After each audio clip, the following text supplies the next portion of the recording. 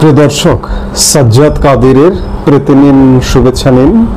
এই মুহূর্তে আপনাদের সামনে কথা বলতে এসেছি। পাক চালে বাংলাদেশ ভারতের সাথে যুদ্ধে জড়িয়ে পড়বে, বুঝতে পারবে না এই অঞ্চলের মানুষ। এই প্রসঙ্গটা নিয়ে আপনাদের সামনে কথা বলবো। আপনারা ইতিমধ্যেই জানেন যে রোববার মার্কিন যুক্তরাষ্ট্র সফররত পাকিস্তান সেনা প্রধান ফিল্ড মার্শাল আসিম মুনিরের কথা যখন বলি তখন ফিল্ড মার্শাল আইয়ুব খান মুখে চলে আসে। যাই হোক, আইয়ুব খানের পরে দীর্ঘদিন পরে পাকিস্তানের একজন স্বঘোষিতই বলতে পারেন, কারণ পাকিস্তানে এই মুহূর্তে প্রধানমন্ত্রী যারা আছেন, যিনি আছেন, রাষ্ট্রপতি যিনি আছেন, তাদের চরিত্রগুলো যদি একটু বিশ্লেষণ করেন, তারা এক একটা পুতুল, কলা গাছ। এই কলা গাছকে, পুতুলকে পেছন থেকে চালায় ফিল্ড মার্শাল আসিম মুনির। দেখুন, আসিম মুনির প্রতিনিয়ত মার্কিন যুক্তরাষ্ট্র সফর করছেন। 1.5 মাস আগে সফর করে এসছেন, আবার 1.5 মাস পরে সফরে গেলেন। একটা দেশের সেনা প্রধান বারবার সফর করছেন, দ্বিপাক্ষিক সফর বলতে পারেন। মার্কিন প্রেসিডেন্টের সঙ্গে বৈঠক করছেন, গত সফরে বৈঠক করেছেন, লাঞ্চ করেছেন। কই পাকিস্তানের প্রধানমন্ত্রী কিংবা পাকিস্তানের প্রেসিডেন্টকে তো আমরা দেখছি না। এটাই কারণ যে প্রেসিডেন্ট প্রধানমন্ত্রীকে জাস্ট বসিয়ে রাখা হয়েছে, কিন্তু মূল ভূমিকায় অবতীর্ণ সেনাপ্রধান ফিল্ড মার্শাল আসিম মুনির। যেটি বলছিলাম যে মার্কিন যুক্তরাষ্ট্রের মাটি থেকে আসিম মুনির রোববার একটি হুমকি দিয়েছে। আমরা সেটি নিয়ে আলাপ করেছি, আপনারা জানেন যে এটা পারমাণবিক যুদ্ধ, অর্ধেক পৃথিবীকে নিয়ে যুদ্ধে জড়াবে এবং বাংলাদেশকে ট্যাগ করেছে। আমি বাংলাদেশের মানুষ হিসেবে বাংলাদেশের কথা বলতে চাই যে পাকিস্তান পূর্ব সীমান্ত দিয়ে ভারতকে আক্রমণ করবে। সিন্ধুর জল বন্টন নিয়ে কথা বলেছে, সিন্ধু নদে বাঁধ দিলে সেই বাঁধ উড়িয়ে দেওয়ার কথা বলেছে। বাঁধ দেবে সিন্ধু নদে, ওদিকে কিন্তু পূর্ব সীমান্ত দিয়ে ভারতকে আক্রমণ করবে।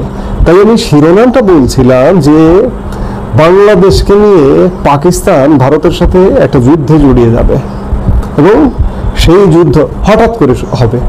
হঠাৎ বাংলাদেশের মানুষ সেটি টেরও পাবে না, বুঝতেও পারবে না যে হঠাৎ যুদ্ধ বেঁধে গেল, হঠাৎ দৌড়াদৌড়ি শুরু হয়ে গেল। এই যে পহেলগাঁওয়ের উদাহরণটা চলে আসে। 22শে এপ্রিল পহেলগাঁওয়ে একটা জঙ্গি হামলা হলো। এই হামলাটা পাকিস্তান করলো, কিংবা এটিকে মার্কিন যুক্তরাষ্ট্রের মধ্যে যুক্ত আছে কিনা সেটাই তদন্তের বিষয়, সেটাই ভাবনার বিষয়। কারণ এই পহেলগাঁও হামলার পরে যুদ্ধটা, পাক ভারত যে একটা 4 দিনের যুদ্ধ শুরু হলো, এই যুদ্ধটা আবার বন্ধ হলো, যুদ্ধটা বিরতি হলো। এই যুদ্ধ বিরতির কৃতিত্ব সর্বদাই মার্কিন প্রেসিডেন্ট ডোনাল্ড ট্রাম্প নেন কেন? তার হাত কি, তার ভূমিকা কি? তাহলে তিনি বা তার পৃষ্ঠপোষকতায় কি পহেলগাঁওয়ে হামলা হয়েছিল যে পাক ভারত একটা যুদ্ধ লাগিয়ে দিয়ে এই অঞ্চলের সংঘাত বাঁধিয়ে দিয়ে ভোলা পানিতে মাছ শিকার করা? এগুলো আসলে বলবার অপেক্ষা নেই যে মার্কিন সাম্রাজ্যবাদের প্রভাবে এগুলো হচ্ছে। আমি গতকালকের একটি ভিডিওতে বলেছি যে পহেলগাঁওয়ে হামলা হয়েছিল। আজকে বারবার পাকিস্তান কর্তৃপক্ষ বলছে পূর্ব সীমান্ত। রোববার সেনাপ্রধান আসিম মুনির বলেছে। তার আগে, কদিন আগে ব্রিটিশ গণমাধ্যম দ্য ইকোনমিস্ট একটি সাক্ষাৎকারে পাকিস্তান আইএসপিআর প্রধান আহমেদ শরীফ চৌধুরী বলেছিলেন যে ভারত যদি অপারেশন সিঁদুরের মতো কোনো আবার পদক্ষেপ করে, আমরা পূর্ব সীমান্ত দিয়ে ভারতে ঢুকে যাব। আসিম মুনির রোববার সেটি আবার উচ্চারণ করলেন, কিন্তু ভারত এই উচ্চারণগুলোতে চুপ নেই, বলেই যাচ্ছেন, কথা বলে যাচ্ছেন। গতকাল রোববারের এই আলাপের পরে, আসিম মুনিরের আলাপের পরে ভারত সরকার, ভারতের মিনিস্ট্রি অফ এক্সটার্নাল অ্যাফেয়ার্স কড়া বার্তা দিয়েছে আসিম মুনিরের এই বার্তার প্রেক্ষিতে। সোমবার বিদেশ মন্ত্রকের তরফে এক বিবৃতি জারি করা হয়েছে। ভারত জানিয়ে দিয়েছে পাকিস্তানের পরমাণু হুমকির সামনে মাথা নত করা হবে না। সেই সঙ্গে বন্ধু দেশের মাটি থেকে এমন বার্তা দুর্ভাগ্যজনক বলেও জানিয়েছে নয়াদিল্লি। বিদেশ মন্ত্রকের বিবৃতিতে বলা হয়েছে, আমেরিকা থেকে পাকিস্তানের সেনা প্রধান আসিম মুনির কিছু মন্তব্য আমাদের দৃষ্টি আকর্ষণ করেছে। পরমাণু অস্ত্র নিয়ে হট্টগোল করা পাকিস্তানের প্রধান চালিকা শক্তি এই ধরনের বক্তব্যে যে দায়িত্বজ্ঞানহীনতা প্রকাশ পেয়েছে, আন্তর্জাতিক সম্প্রদায় তা নিয়ে সিদ্ধান্ত নিতে পারে। এমন একটা দেশের হাতে পরমাণু অস্ত্রের নিয়ন্ত্রণ থাকায় যে সন্দেহগুলো দানা বেঁধেছিল সেগুলো আরো জোরদার হচ্ছে। সেখানে সামরিক বাহিনী সন্ত্রাসবাদী গোষ্ঠীগুলোর সঙ্গে হাত মিলিয়েছে। এরপরে আমেরিকার উদ্দেশ্যে বার্তা দেওয়া হয়েছে, বিবৃতিতে বলা হয়েছে, এই ধরনের মন্তব্য বন্ধুত্বপূর্ণ তৃতীয় দেশের মাটিতে দাঁড়িয়ে করা হচ্ছে। এটা দুর্ভাগ্যজনক। ভারত পরমাণু হুমকির সামনে মাথা নত করবে না। আগেই তা স্পষ্ট করা হয়েছে। জাতীয় নিরাপত্তা সুনিশ্চিত করতে আমরা প্রয়োজনীয় সব ধরনের পদক্ষেপ করব। তার আগে গত পরশু দুটি অনুষ্ঠানে সেনাপ্রধান উপেন্দ্র দ্বিবেদী, প্রধানমন্ত্রী নরেন্দ্র মোদী অংশগ্রহণ করেও অপারেশন সিঁদুরের উচ্চারণ করেছিলেন, অপারেশন সিঁদুরের শ্রেষ্ঠত্ব গেয়েছিলেন। এগুলোর কারণটা হলো পাকিস্তান আইএসপিআর প্রধান প্রথমত ব্রিটিশ গণমাধ্যমে যে সাক্ষাৎকার দিয়েছিলেন, সেই সাক্ষাৎকারে পূর্ব সীমান্ত দিয়ে আক্রমণ করার কথা বলেছিলেন। এই জন্য ভারত নিশ্চয়ই চুপচাপ বসে থাকবে না, ভারতও মন্তব্য করবে। ভারতের প্রধানমন্ত্রী, ভারতের সেনাপ্রধান মন্তব্য করেছেন। এবং তারও আগে গত 4 আগস্ট ভারতের মাদ্রাজের আইআইটি থেকে এক বক্তব্যে সেনাপ্রধান একটি সতর্কতা দিয়েছিলেন। সেই বক্তব্যে তিনি বলেছিলেন, যুদ্ধ শিগগিরই হতে পারে, সে অনুযায়ী আমাদের প্রস্তুত হতে হবে। এবার এই লড়াই আমাদের সবাইকে মিলে একসঙ্গে লড়তে হবে। সেনাবাহিনীর অতিরিক্ত মহাপরিচালক জনসংযোগ দপ্তর এই বক্তব্যের একটি ভিডিও প্রকাশ করেছে। ভিডিওতে সেনাপ্রধান উপেন্দ্র দ্বিবেদীকে বলতে শোনা যায়, ভবিষ্যতের নিরাপত্তা নিশ্চিত করতে সেনা সদস্য, বিজ্ঞানী, শিল্প খাত, শিক্ষাঙ্গন ও নাগরিক সবাইকে সমন্বিতভাবে কাজ করতে হবে। কোনো দেশের নাম উল্লেখ না করে তিনি সতর্ক করেন, আগামী সংঘাতে শত্রুপক্ষ হয়তো একা নয়, বরং অন্য কোনো দেশের সহায়তাও পেতে পারে। উপেন্দ্র দ্বিবেদী তার বক্তব্যে একথা বললেন কেন? অন্য দেশের সহায়তা পেতে পারে, পেছনে আছে মার্কিন যুক্তরাষ্ট্র এবং পাকিস্তানের আক্রমণের একটা প্লট হতে পারে বাংলাদেশ। বাংলাদেশ হয়ে, যেহেতু পূর্ব সীমান্ত গান গাইছে, বাংলাদেশ হয়ে ভারতে একটা আক্রমণ করতে পারে। এবং সাম্প্রতিক সময়ে ভারতের পূর্ব সীমান্তে কিন্তু রেড অ্যালার্ট জারি করা রয়েছে। সাম্প্রতিক সময়ে ভারতের গণমাধ্যমগুলোতেও খবর বেরিয়েছে যে ভারতের পূর্ব সীমান্তে জঙ্গি হামলার একটা নাটক করা হতে পারে এবং সেই নাটকের প্রেক্ষিতে একটা সংঘাতে জড়াতে পারে। অর্থাৎ আমরা যেটি বলছিলাম যে সামগ্রিকভাবে পাকিস্তানের অ্যাটিটিউড, মার্কিন যুক্তরাষ্ট্র পেছন থেকে পুশ করে, এই সব কিছু মিলে এবং ভারতের ভূমিকা, ভারত সতর্কতা, এই সব কিছু মিলে পাক মার্কিন উস্কানিতে এবং বাংলাদেশ যদি সহযোগিতা করে পাকদেরকে, মার্কিন যুক্তরাষ্ট্রকে, আমরা অনেক আলাপ করেছি যে সাম্রাজ্যবাদের কবলে পাকিস্তান, সাম্রাজ্যবাদের কবলে বাংলাদেশ, মার্কিন সাম্রাজ্যবাদ। অর্থাৎ পাকিস্তানও মার্কিন অধিকারে, বাংলাদেশও মার্কিন অধিকারে। এই বাংলাদেশ পাকিস্তান দিয়ে ভারতের সাথে উত্তেজনা জড়িয়ে এই অঞ্চলে একটা যুদ্ধ যদি বাঁধিয়ে দিতে পারে মার্কিন যুক্তরাষ্ট্র, তাহলে আমরা শেষ। আর মার্কিন যুক্তরাষ্ট্র মাঝখান থেকে ফায়দা লুটবে, ফায়দা হাসিল করবে। তাদের অস্ত্র বিক্রি, তাদের জিও পলিটিক্সে এইদিকে ঢুকে যাওয়া, কর্তৃত্ব প্রতিষ্ঠা করা, এখানে অংশ নেওয়া, চীনের কর্তৃত্ব খেয়ে ফেলা, ভারতের কর্তৃত্ব খেয়ে ফেলা, এইদিকে চীন ভারতের কর্তৃত্ব মানে রাশিয়ার জন্য হুমকি তৈরি করা, এগুলো তৈরি করবার জন্য আমাদের এই অঞ্চলের মানুষের ভাগ্যে কখন যে হঠাৎ করে একটা বিপর্যয় নেমে আসে, এই সংখ্যাটি আমার সব সময় কাজ করে। এখন দেখার বিষয় যে সামনের দিনগুলোতে আরো কি ঘটে, আমরা দেখব, অপেক্ষা করব। বাংলাদেশের রাজনীতি নিয়ে বিদেশিদের আগ্রহ বরাবরই ছিল। বিশেষ করে রাজনৈতিক বিবাদ যত বাড়ে, নির্বাচন যখন ঘনিয়ে আসে, তখন প্রতিবারই দেখা যায় বিদেশি পরাশক্তিগুলোর রাষ্ট্রদূতদের তৎপরতা। গত ৩০ বছর ধরে সে তৎপরতায় সবচেয়ে বেশি এগিয়ে মার্কিন যুক্তরাষ্ট্র। এবারও তার ব্যত্যয় ঘটছে না। সবশেষ 11ই আগস্ট সরকার সমর্থিত কিংস পার্টি এনসিপির 4 নেতার সাথে নিজ বাসভবনে বৈঠক করেছেন বাংলাদেশে নিযুক্ত মার্কিন ভারপ্রাপ্ত রাষ্ট্রদূত বা চার্জ অ্যাফেয়ার্স ট্রেসিয়ান জ্যাকবসন। সূত্রগুলো বলছে, কক্সবাজার স্ক্যান্ডালকে ঘিরে এনসিপির মধ্যে দেখা দেয়া অভ্যন্তরীণ কোন্দল নিরসনের জন্যই এই বৈঠক হয়েছে। দলটির ভাঙ্গন ঠেকাতে মার্কিন ভারপ্রাপ্ত রাষ্ট্রদূত আম্পায়ারের ভূমিকা পালন করছেন। এর আগে রাজনৈতিক দলগুলোর সাথে সিরিজ বৈঠকও করেছিলেন তিনি। গত মাসে জ্যাকবসন লন্ডন উড়ে গিয়েছিলেন বিএনপির ভারপ্রাপ্ত চেয়ারম্যান তারেক রহমানের সাথে বৈঠক করার জন্য। সূত্রগুলো বলছে, ভারতের কলকাতায় আওয়ামী লীগের নেতাদের সাথেও বৈঠক করেছে কয়েকটি দেশের মিশনের কর্মকর্তারা।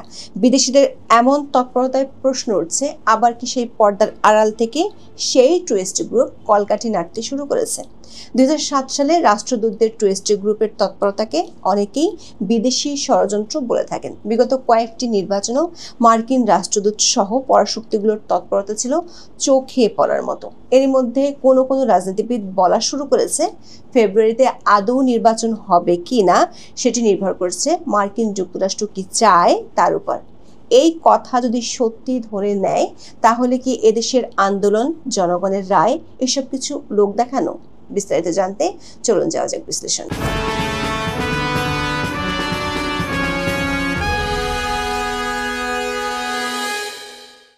বাংলাদেশে নিযুক্ত সাবেক মার্কিন রাষ্ট্রদূত পিটার হাসের সঙ্গে কক্সবাজারে জাতীয় নাগরিক পার্টি বা এনসিপি নেতাকর্মীদের গোপন সাক্ষাৎ নিয়ে গুঞ্জন উঠেছিল। সেই রেশ কাটতে না কাটতেই বর্তমান ভারপ্রাপ্ত রাষ্ট্রদূত ট্রেসিয়ান জ্যাকবসনের সঙ্গে এনসিপি নেতাদের গুরুত্বপূর্ণ বৈঠক অনুষ্ঠিত হয়েছে। দৈনিক কালবেলায় প্রকাশিত খবরে বলা হয়েছে, 11ই আগস্ট বিকেল 5টা থেকে 6টা পর্যন্ত গুলশানে মার্কিন রাষ্ট্রদূতের নিজ বাসভবনে এনসিপির কেন্দ্রীয় নেতাদের সঙ্গে এই বৈঠক অনুষ্ঠিত হয়। এ সময় ট্রেসিয়ান জ্যাকবসন এবং দূতাবাসের পলিটিক্যাল কাউন্সিলর এরিক গিলান উপস্থিত ছিলেন। অন্যদিকে এনসিপির পক্ষ থেকে দলটির আহ্বায়ক নাহিদ ইসলাম, সদস্য সচিব আক্তার হোসেন, সিনিয়র যুগ্ম সদস্য সচিব ডক্টর তাসনিম জারা এবং যুগ্ম সদস্য সচিব ও কূটনৈতিক প্রতিনিধি আলাউদ্দিন মোহাম্মদ উপস্থিত ছিলেন।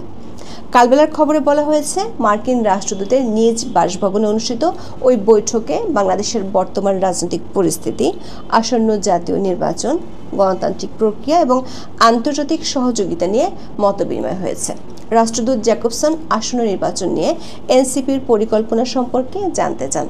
তবে নাম প্রকাশ না করার শর্তে এনসিপির একটি সূত্র বলছে, কক্সবাজার স্ক্যান্ডালকে কেন্দ্র করে এনসিপির শীর্ষ নেতাদের মধ্যে বিরোধ দেখা দিয়েছে।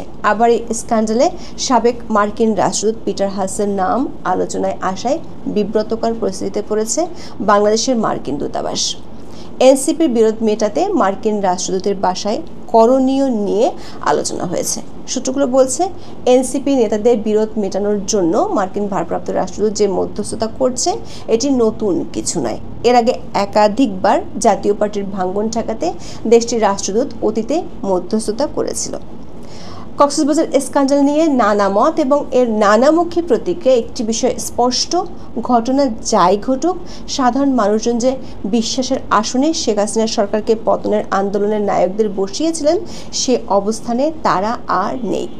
বর্তমান অন্তর্বর্তী সরকারের আনুকূল্য পেয়েও নানা অনিয়মে জড়িয়ে যাওয়ার খবরের মাঝে বিভিন্ন জেলা, উপজেলা, থানা থেকে শুরু করে জাতীয় নাগরিক পার্টির মুখ হয়ে ওঠা বিভিন্ন পর্যায়ে একের পর এক নেতার পদত্যাগের ঘোষণা দলটিকে ঠেলে দিচ্ছে আরও প্রতিকূল পরিস্থিতিতে। গত 6 মাসে দলটির বিভিন্ন পর্যায়ের কয়েক ডজন নেতা পদত্যাগ করেছেন। এর মধ্যে চলতি মাসে চট্টগ্রাম, সিলেট, মাদারীপুর, জুলাই মাসে ঢাকা, ফেনী, কুড়িগ্রাম, শরীয়তপুর, জুন মাসে রাজশাহী, মে মাসে চাঁদপুর, শরীয়তপুর, এমনকি আত্মপ্রকাশের কয়েকদিনের মধ্যে কেন্দ্রীয় কমিটি থেকেও পদত্যাগের ঘটনা ঘটেছে। এমন পরিস্থিতিতে কক্সবাজারের ঘটনায় শোকজ দেখে কেন্দ্র করে দলটির নেতারা 2 ভাগে ভাগ হয়ে পড়েছেন। 2 গ্রুপের মধ্যে মধ্যস্থতার জন্যই এই বৈঠকের আয়োজন করা হয়। গত 6 আগস্ট চ্যানেল 24-এর এক খবরে বলা হয়, লন্ডনে বিএনপির ভারপ্রাপ্ত চেয়ারম্যান তারেক রহমানের সঙ্গে বৈঠক করেছেন ঢাকায় নিযুক্ত ভারপ্রাপ্ত মার্কিন রাষ্ট্রদূত ট্রেসিয়ান জ্যাকবসন। চলতি বছরের গত জুলাই মাসের দ্বিতীয় সপ্তাহে ওই বৈঠক অনুষ্ঠিত হয়। বিষয়টি চ্যানেল 24-কে নিশ্চিত করেছেন তারেক রহমানের পররাষ্ট্র বিষয়ক উপদেষ্টা হুমায়ুন কবির ও মার্কিন দূতাবাস। শুধু এনসিপির 4 নেতা কিংবা বিএনপির ভারপ্রাপ্ত চেয়ারম্যান তারেক রহমানের নন, ট্রেসিয়ান জ্যাকবসনের ব্যস্ত সময় কাটছে বাংলাদেশের রাজনৈতিক দলগুলোর সাথে সিরিজ বৈঠকে। চলতি বছরের 20 জানুয়ারি অধ্যাপক ইউনূসের সাথে যমুনায় মিটিং করেছিলেন ট্রেসিয়ান জ্যাকবসন। তারপর 29 জানুয়ারি থেকে জ্যাকবসন রাজনৈতিক দলগুলোর সাথে সিরিজ বৈঠক শুরু করেছিলেন। বিএনপি, জামায়াত ইসলামী, জাতীয় পার্টি ও গণ অধিকার পরিষদের সাথে বৈঠক হয়েছিল। 1 ফেব্রুয়ারি বিএনপি নেতাদের সঙ্গে বৈঠক করেন ঢাকার মার্কিন দূতাবাসের ফার্স্ট সেক্রেটারি মেথুবে। 22 জুন দলটির নেতাদের সাথে বৈঠক করেন ভারপ্রাপ্ত রাষ্ট্রদূত ট্রেসিয়ান জ্যাকবসন। 21 জুলাই জামায়াত ইসলামের আমির ডক্টর শফিকুর রহমানের সঙ্গে দলটির মগবাজারের কার্যালয়ে গিয়ে বৈঠক করেন জ্যাকবসন। ওই বৈঠকে প্রথমবারের মতো ছিলেন জামাতের নারী নেতারাও। এর আগে যুক্তরাজ্যের হাইকমিশনার সারা কুকের সঙ্গে জামাতের নারী নেতারা বৈঠক করলেও তাতে পুরুষ নেতারা ছিলেন না। মহিলা জামাতের নেতারা রাষ্ট্রদূতকে একটি জামদানি শাড়ি উপহার দেয়। শুধু মার্কিন রাষ্ট্রদূতই নয়, জার্মানি, যুক্তরাজ্য, চীনসহ বিশ্বের পরাশক্তিগুলোর রাষ্ট্রদূতরা নিয়মিত বিরতিতে বাংলাদেশের রাজনৈতিক দলগুলোর সাথে বৈঠক করছেন। চীনা দূতাবাসের অধীনে বিএনপি, জামাত ও এনসিপি নেতারা এরই মধ্যে চীন সফর করে এসেছেন। যুক্তরাজ্যের হাইকমিশনার সারা কুক এ নিয়ে এনসিপি নেতাদের সাথে কমপক্ষে 3 বার বৈঠক করেছেন। আবার গত বছরের 5 আগস্টের পর থেকে আওয়ামী লীগ ও এর নেতাদের প্রকাশ্য কোনো তৎপরতা নেই। 10 মে দলটির কার্যক্রম নিষিদ্ধ করেছে সরকার। দলটির বহু নেতা বর্তমানে ভারত, যুক্তরাজ্য, কানাডা ও যুক্তরাষ্ট্রে অবস্থান করছেন। সূত্রগুলো বলছে, কলকাতায় কয়েকটি দেশের মিশনের কর্মকর্তারা আওয়ামী লীগের নেতাদের সাথে একাধিক বৈঠক করেছেন। বাংলাদেশের অভ্যন্তরীণ রাজনীতিতে এই যে শক্তিশালী দেশগুলোর রাষ্ট্রদূতদের এমন তৎপরতা, এটি নতুন কিছু নয়। দুটো ক্ষেত্রে তাদের এমন তৎপরতা বেড়ে যায়। প্রথমত যখন রাজনৈতিক সংঘাত বাড়ে, দ্বিতীয়ত জাতীয় সংসদ নির্বাচন ঘনিয়ে আসলে। 2007 সাল থেকে যতগুলো জাতীয় সংসদ নির্বাচন হয়েছে সবগুলোতে বিদেশি রাষ্ট্রদূতদের তৎপরতা ছিল চোখে পড়ার মতো। এক্ষেত্রে সবার চেয়ে বেশি তৎপরতা মার্কিন রাষ্ট্রদূতের। পিটার হাসের তৎপরতার কারণে বিগত আওয়ামী লীগ সরকারের সাথে তার সম্পর্ক হয়ে গিয়েছিল সাপে নেউলে। 2018 সালের নির্বাচন নিয়ে ঢাকায় জাপানের রাষ্ট্রদূতের এক বক্তব্য নিয়ে তোলপাড় পড়ে গিয়েছিল রাজনৈতিক ও কূটনৈতিক অঙ্গনে। তবে ব্যাপক মাত্রায় বাংলাদেশের রাজনীতিতে এক প্রকার প্রকাশ্যে বিদেশি রাষ্ট্রদূতদের তৎপরতা শুরু হয়েছিল 2007 সালের 1/11-এর আগে। উইকিলিক্সে প্রকাশিত মার্কিন রাষ্ট্রদূত প্যাট্রিসিয়া বিউটিনিসের গোপন তারবার্তা থেকে জানা যায়, ঢাকাস্থ পশ্চিমা কূটনীতিকরা বাংলাদেশের রাজনৈতিক পরিস্থিতি পর্যালোচনার জন্য নিজেদের মধ্যে নিয়মিত বৈঠক করতেন, যার নাম দেওয়া হয়েছিল টুয়েস্টে গ্রুপ বা কফি গ্রুপ। এর সাথে সম্পৃক্ত ছিল America, Britain, Canada, Australia, Germany এবং জাতিসংঘের প্রতিনিধি। এই গ্রুপে জাপানকেও আমন্ত্রণ জানানো হয়েছিল। 2007 সালের 4 জুন দ্য ওয়াল স্ট্রিট জার্নালে প্রকাশিত এক প্রতিবেদনের মাধ্যমে জানা যায়, খালেদা জিয়া এবং শেখ হাসিনার সাথে বৈঠকে তৎকালীন মার্কিন রাষ্ট্রদূত প্যাট্রিসিয়া বিউটিনিস বলেছিলেন, পরিস্থিতির অবনতি হলে সেনাবাহিনী হস্তক্ষেপ করতে পারে, তবে রাজনৈতিক সরকার ক্ষমতায় থাকলে বরাবরই বিরোধী দলগুলোকে দেখা যায় নানা ঘটনায় রাষ্ট্রদূতদের দ্বারস্থ হতে। এসব দলই আবার ক্ষমতায় গেলে কূটনীতিকদের সবসময় কূটনৈতিক শিষ্টাচার মেনে চলার পরামর্শ দিয়ে থাকে। বিশ্লেষকেরা মনে করেন, বিদেশি রাষ্ট্রদূতদের কাছে এই ধর্ণা দেওয়ার রাজনীতি মূলত তাদেরকে দিয়ে সরকারকে চাপ দেওয়ার জন্য, পর্দার আড়ালে বোঝাপড়া করার জন্যই এমন বৈঠক হয়। আর দূতাবাসগুলো এই সুযোগে নিজ নিজ দেশের স্বার্থ নিশ্চিত করতে চায় রাজনৈতিক দলগুলোর কাছ থেকে। সম্প্রতি রাখাইন করিডোর ও চট্টগ্রাম বন্দর ইস্যু নিয়ে বিরোধ দেখা দিলে বাংলাদেশের যুক্তরাষ্ট্র ও যুক্তরাজ্যের রাষ্ট্রদূতের তৎপরতা বেশ বেড়ে গিয়েছিল। অতীতে দেখা গেছে, যখনই নির্বাচন ঘনিয়ে আসে তখনই দূতাবাসগুলোর তৎপরতা বেড়ে যায়। এমনকি নির্বাচনকে ঘিরে তাদের যৌথ বিবৃতি দেওয়ার নজির আছে। জুলাই আন্দোলন চলাকালেও তারা একসাথে তখনকার পররাষ্ট্র মন্ত্রণালয়কে চিঠি দিয়েছিল। ফলে বাংলাদেশের রাজনৈতিক নেতারা মুখে যতই বলুক জনগণই সকল ক্ষমতার উৎস, আদতে পর্দার আড়ালে এমন কিছু খেলা চলে যেগুলো কখনোই সাধারণ মানুষ জানতে পারে না। সূত্রগুলো বলছে সামনে নির্বাচন কিভাবে হবে, কবে হবে এবং সে নির্বাচনে সব দলের অংশগ্রহণের বিষয়টি রাজনৈতিক দলগুলো আলোচনার মাধ্যমে নিষ্পত্তি করতে না পারলে আরও বাড়বে বিদেশি কূটনীতিকদের তৎপরতা। ফলে বাংলাদেশের রাজনীতিতে বিদেশি, বিশেষ করে পশ্চিমা কূটনীতিকদের জড়িয়ে পড়ার সংস্কৃতি থেকে আপাতত বেরিয়ে আসার সম্ভাবনা নেই বললেই চলে। এখন এ পর্যন্ত। সবাই ভালো থাকুন, সুস্থ থাকুন, নিরাপদে থাকুন। দেখা হবে আগামী পর্বে।